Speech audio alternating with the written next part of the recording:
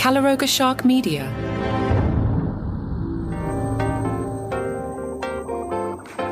Hey man, I'm Johnny Mac with your daily comedy news. If you missed Sunday's episode, it was pretty robust and lengthy for a weekend episode. A lot of news in there. Go back and listen.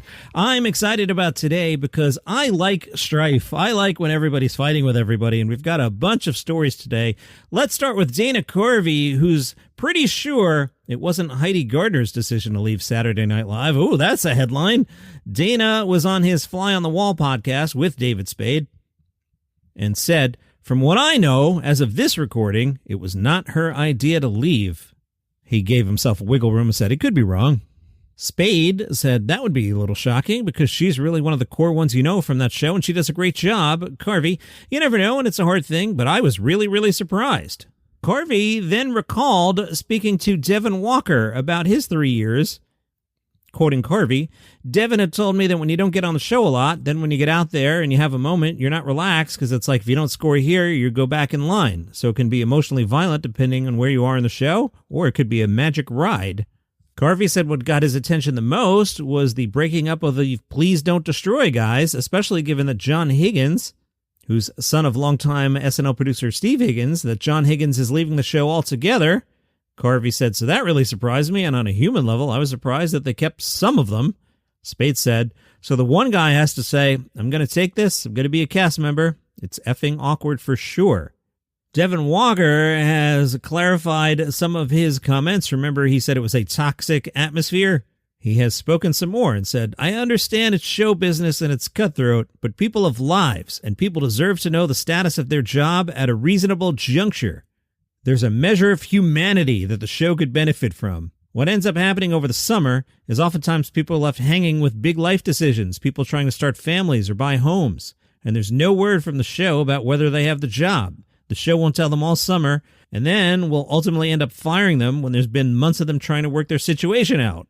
He then clarified, "That wasn't my situation, but I've known of situations where that's happened. If there's one thing I hope for the future of the show, it's that a sprinkle of humanity could be added into it. Most people are told they're coming back to work in a week." He says his decision was a mutual decision and recognizes that devoting yourself to the time commitment of the show is just part of it. You're expected to get in line. But again, on the measure of transparency and clarity around people's employment, we're human beings. We've got to put food on the table. Some of us support other people in our lives, and we're not making millions of dollars on the show. It's not like we're good indefinitely once we leave. Did you sell your SNL stock? Did you hear comedy stock market on Friday? Sell your SNL stock. All right, the not-so-canceled Aziz Ansari has spoken out. You may recall, back in 2018, an anonymous accuser recounted a date with Aziz Ansari that left her feeling violated. After an initial statement detailing his surprise and concern at the allegations, Aziz addressed the incident in 2019 while touring the country with stand-up material eventually filmed for a Netflix special. Then there was more backlash, as Aziz Ansari was criticized for acknowledging the claims without offering a public apology. He has addressed it again. Why now? Because he's promoting a movie. That's why. Let's all be honest. He's bringing this up to get you to talk about his new film.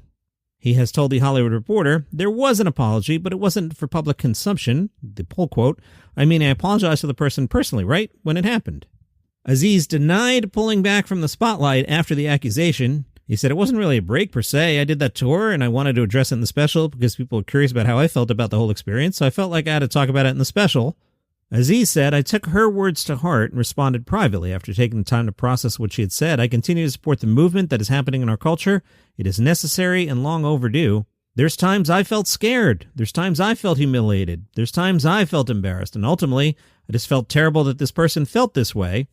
And after a year or so, I just hope it was a step forward. It moved things forward for me and made me think about that a lot. I hope I become a better person.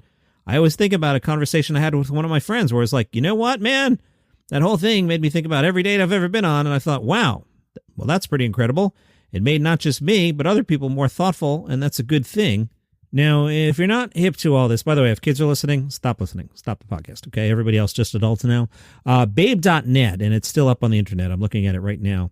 This is a piece by Katie Way in 2018. The headline, "I went on a date with Aziz Ansari. It turned into the worst night of my life." And then if you want to read this piece, it gets into the details of their dates, which is far, far too graphic for this show and a far too complicated situation for me to try and do here in the middle of a comedy podcast. But check out the piece from babe.net and then reconcile that with some of the pull quotes I just read from Aziz Ansari. Good Fortune arrives in theaters October 17th. Caleb Herron is getting an HBO special. Interesting to me, it'll debut on Friday, September 19th at 9 Eastern. So it's not one of those Saturday 10 p.m. deals. For some reason, Caleb Herron gets Friday, September 19th at 9 o'clock. He did put out a trailer. It's too naughty for this show. Filmed in Chicago. Caleb Herron, model comedian, showcases Herron's ability to unpack life's most absurd contradictions with his signature charm and razor-sharp wit.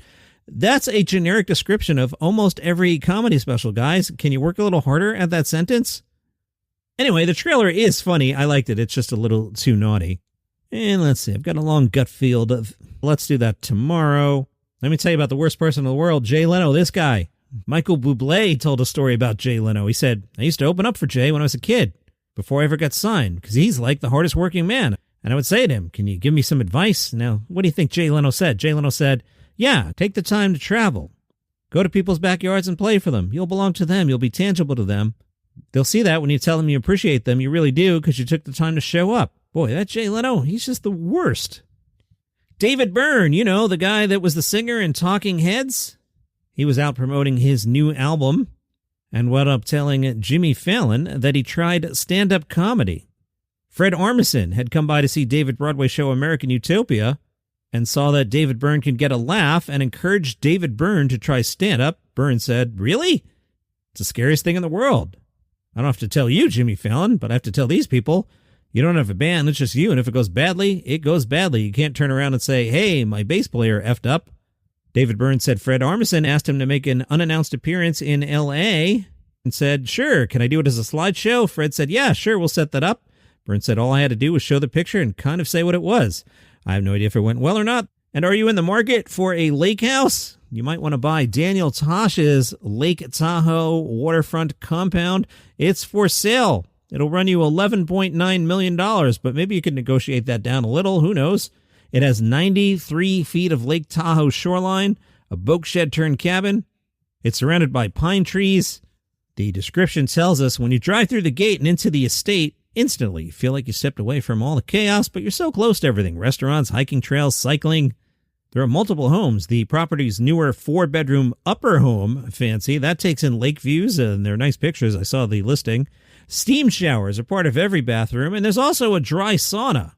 Downstairs, a large family room, a pool table, large TV, Sonos surround system, shuffleboard, a bar, and, of course, an industrial ice cream maker.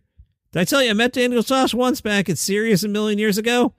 You know how like a lot of times I'll be like, oh, Larry the Cable Guy, that guy's awesome.